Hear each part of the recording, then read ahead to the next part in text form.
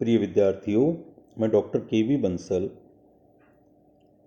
अपन बात कर रहे थे रासायनिक बलगतिकी में द्वितीय कोटीय अभिक्रिया के बारे में।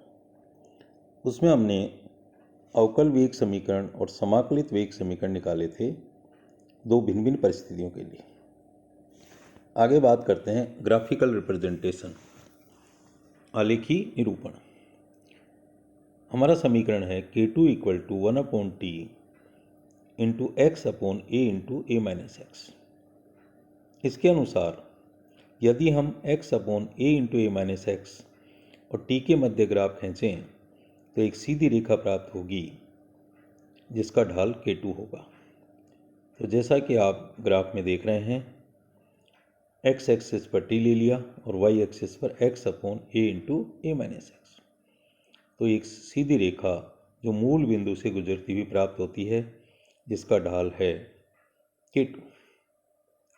ये हमारे पास सूत्र से पता चल गया कि t और x upon a into a minus x एक दूसरे के डायरेक्टली प्रोपोर्शनल होंगे। क्लियर? यहाँ पर हम देख रहे हैं कि x upon a into a minus x समय के साथ क्यों बढ़ रहा है? क्योंकि देखिए x की वैल्यू बढ़ेगी समय के साथ साथ, और x की वैल्यू बढ़ेगी तो निश्चित रूप से ये x upon a into a minus x भी बढ़ेगा। दूसरा ग्राफ हम देखें तो हम ये कहेंगे कि 1 अपॉन a माइनस एक्स और t के मध्य ग्राफ भी एक सीधी रेखा होगा। 1 अपॉन a माइनस एक्स और t के मध्य ग्राफ भी एक सीधी रेखा होगा जिसमें अंतःखंड होगा 1 अपॉन a। इंटरसेप्ट अंतःखंड क्या होगा? 1 अपॉन a।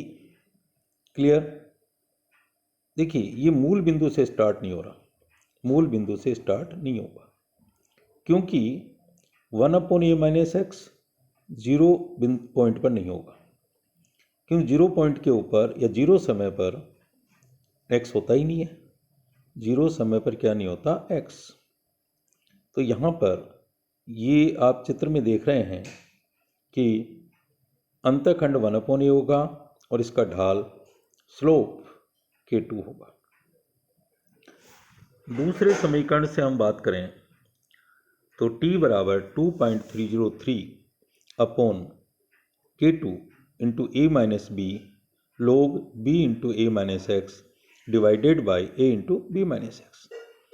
तो इसके अनुसार यदि हम log b into a minus X upon a into B minus X और t के मध्य ग्राफ खींचें तो एक सरल रेखा प्राप्त होगी जो कि हमें सूत्र से दिखाई दे रहा है, क्योंकि ये दोनों एक दूसरे के समानुपाती है जिसका ढाल क्या होगा? K2 into a minus B divided by 2.303। इससे हम K2 भी निकाल सकते हैं।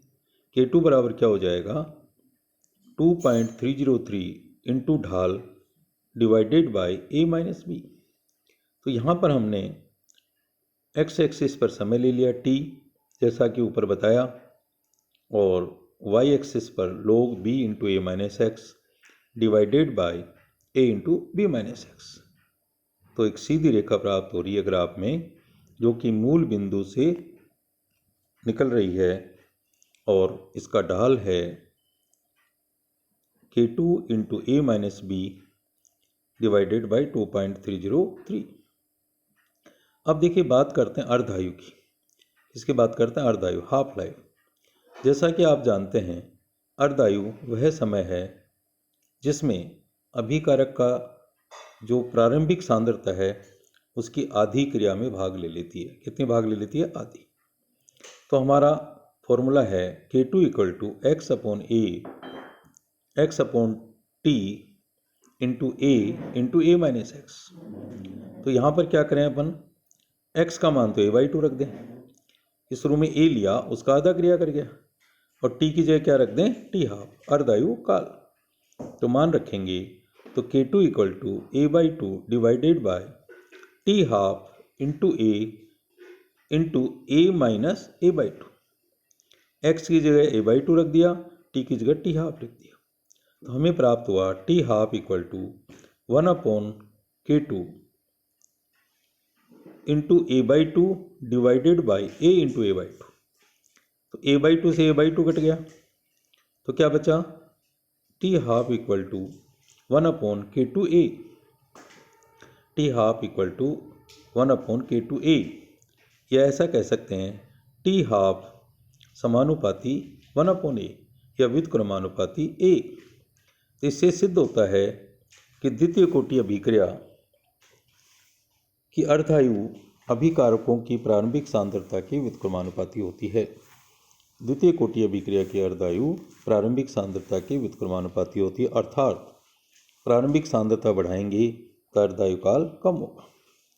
अब यहाँ हम एक सामान्य सूत्र की बात कर सकते हैं कि t½ समानुपाती 1/kn इंटू a⁻n−1। t½ समानुपाती 1/kn इंटू a⁻n−1। n क्या है, अभिक्रिया की कोटि। तो अब देखिए हम इसी अभिक्रिया के लिए बात कर लें। अगर n बराबर हम 2 रख दें, क्योंकि द्वितीय कोटि अभिक्रिया, ये सामान्य सूत्र कहीं भी लगा दें, तो हमारे पास आ जाएगा t½ समानुपाती 1/k2 और a⁻2−1, तो क्या हो गया, a बच गया। तो घूम फिर के वही बात आ गई, t½ समानुपाती 1/a। हम k2 के मात्रक की बात करें तो k2 का मात्रक ज्ञात करने के लिए हमारे पास सामान्य सूत्र है मोल प्रति litre power 1-n into second inverse. Okay, k2 बराबर मोल प्रति litre power 1-n into second inverse. n का मान 2 रख दीजिए अभिक्रिया की कोटि, तो k2 बराबर मोल प्रति लीटर 1-2 इंटू सेकेंड इनवर्स। तो हम ये कहेंगे कि k2 की इकाई क्या आएगी, mole inverse litre power 1 second inverse. किसके लिए, द्वितीय कोटि अभिक्रिया के लिए। क्लियर।